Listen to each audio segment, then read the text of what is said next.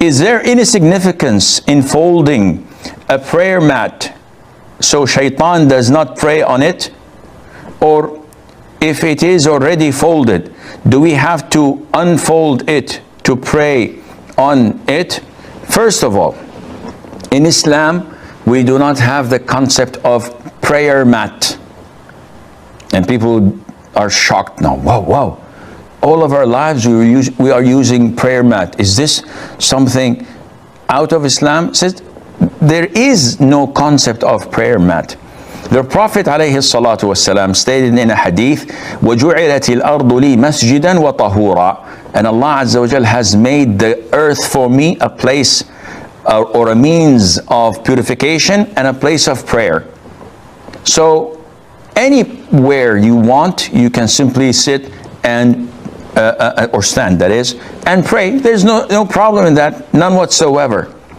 Nowadays, people, because of Shaytan's whispering, they're doubting the purity of everything. They say, oh, okay, my common room or my living room or my bedroom, somebody must have walked with his shoes on, which means that there might be some traces of impurity or feces or of dogs and cats, etc. Or a mouse might have crossed the way.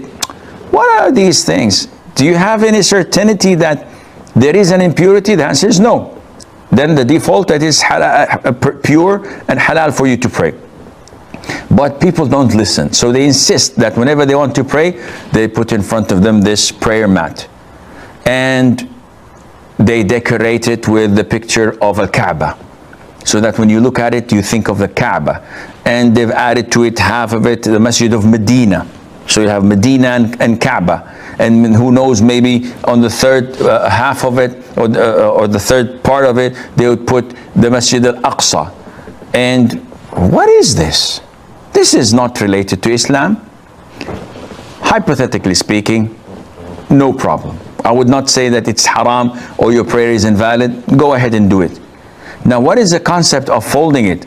He said, after finishing, you have to fold your prayer mat. Why? So that Shaytan does not come and pray.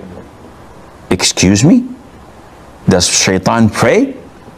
He says, oh, no, he was cursed by Allah Azza wa Jal till the day of judgment, but we don't want to give him a chance to repent and ask Allah for forgiveness. Subhanallah. What kind of thinking is this?